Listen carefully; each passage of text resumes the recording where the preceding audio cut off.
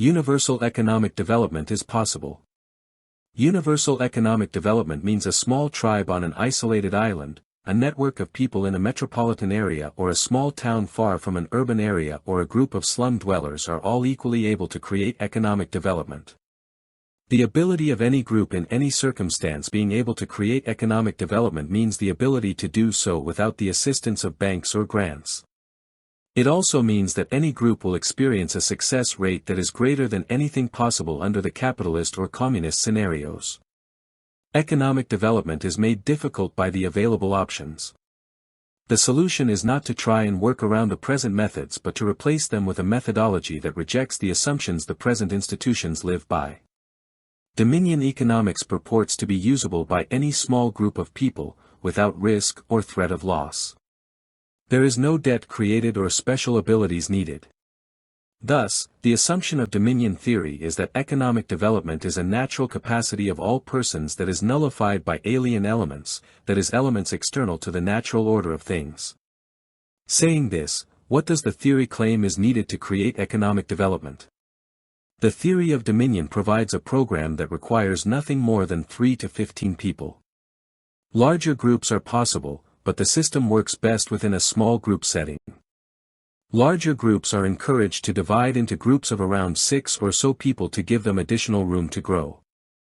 However, as simple as this requirement is, the more crucial feature is what the system does not want, does not require, and which the program is designed specifically to omit.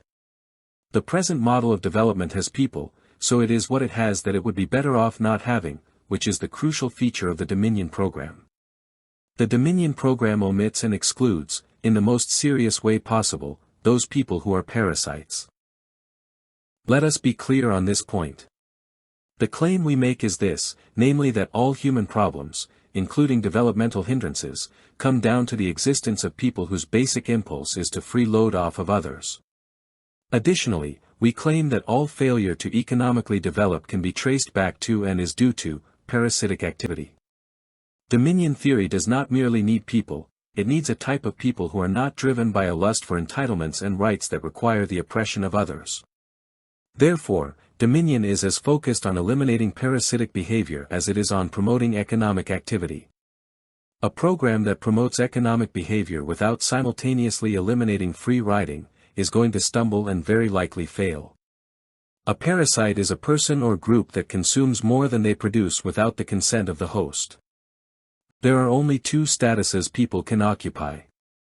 We are in the positive or negative side of the ledger.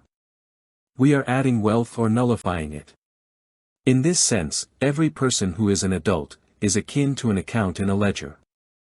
Credits are being added onto a positive balance, or we are adding debits onto a negative balance. This has relevance to the book of life.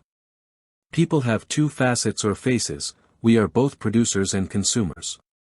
In a parasite, the consumption side predominates and overwhelms the ability of the parasite to produce sufficient value to compensate society for the parasite's consumption. Parasites cannot pay their own way, and so they take to exploiting the goodwill and productivity of others. This cannot be permitted to happen if we are to produce economic development at a significant level. To put this another way, Dominion Exchanges, the economic unit of the program, employs only one principle. This principle is called the right of dominion. It states, free citizens own only what they create, no one has a claim on anything created by another person. No free citizen is permitted to claim what he or she did not create, nor is given standing to make such claims. This is pretty simple as stated, but let's elaborate on what the right of dominion means when applied, as this principle plays a central role in the program, as it does in all economic development.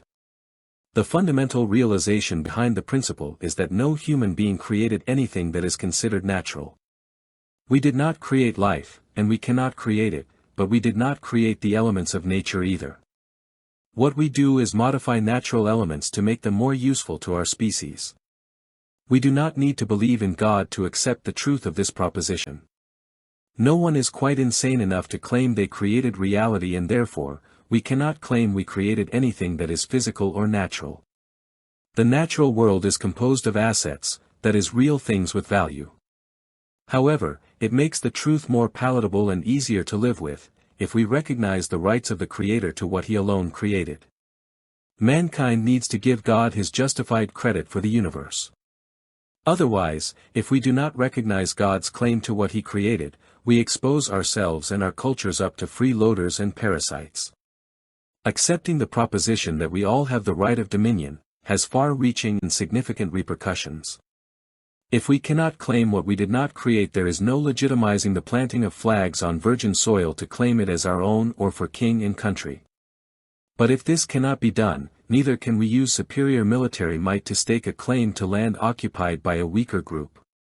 We cannot use power or history to claim land nor transfer ownership of land to our king or nation. In other words, there is no mechanism by which mankind can lay claim to what was created by God. But there is still more. If we cannot claim virgin land as our own, nor use military might to wrest land or other physical assets from weaker groups, regardless of if we are an army, a state, or enterprising individual, then it follows that governments cannot assign title to any of its subjects or democratic heirs. To make the situation clear, the private and public ownership of land or any other natural feature is unwarranted and indeed, a rejection of God and His authority. God spoke the universe into existence just as much as a human author speaks a novel into existence. There is no substantial difference. God can give man land, and the author of a story can give his characters any assets he chooses to give them. But no character in a story has the power to give to any other character in the story anything. So, it is with God. God and God alone decides who gets what. We are the stewards of the land and of our political jurisdictions. No human agent or authority has the right to overrule God. That being said, there is obviously an alternative view to the one advocated here. This alternative is the globalist system. Globalism is based on many things. One of its main supports is the law of the jungle. Natural law decrees that might makes right and the end justifies the means. The law of the jungle means that those who have the power to get their own way are justified in doing what they want, by their ability to do it. The rights of those with power means that those who find ways of expropriating wealth from others, have justified what they do by their ability to do it. A priorian world not only demonstrates there is a better way to live but is able to neutralize the globalist agenda by being able to implement the Dominion program regardless of anything globalists do. We have said all that is required for the program to work is a few persons who are willing to help each other. The key to the program's success is in finding people who can help one another without trying to scam each other. All that is needed to create economic development is a way to help others without fear of being taken advantage of. The key technical advance that makes a priorian dominion work is an accounting tool that unleashes faith. Faith is the ultimate ingredient that defines whether a program will be successful or fail. If we lack faith, we cannot work together.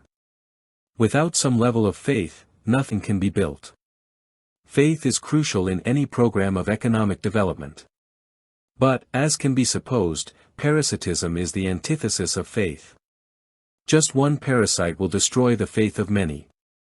If we have but one parasite exploiting us and what we are building, we will lose faith also. We will stop doing what we were doing. Parasitism is incompatible with faith and diametrically opposed to the exercise of faith. Those who Satan would destroy, he gives a shortcut to, so he can gain the rewards without doing the work. The greatest destroyer of faith is the program that allows money to work for us. This corrodes faith and makes us confirmed parasites. Parasites are clever people who look for an easier way to do things. Why pay one's costs, when these can be externalized onto society and future generations? No one does evil. Those who we say do evil are doing good, in their own eyes, because they are avoiding costs. They work smarter, not harder. Why pay for what one can find a way to obtain for free? One is not evil, one is smart. Or so they believe. But if you donate 5 hours of your time to a good cause, how is the value you create protected?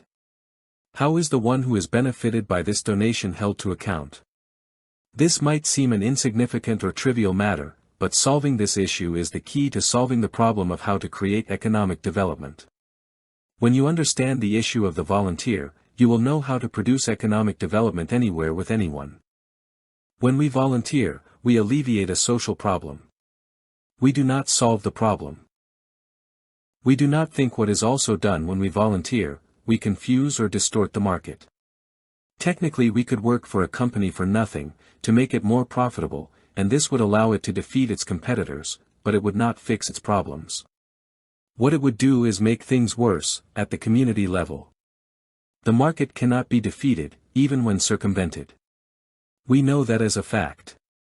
When the free market is regulated, it stops holding clients accountable, and when this happens, less than optimal choices are made.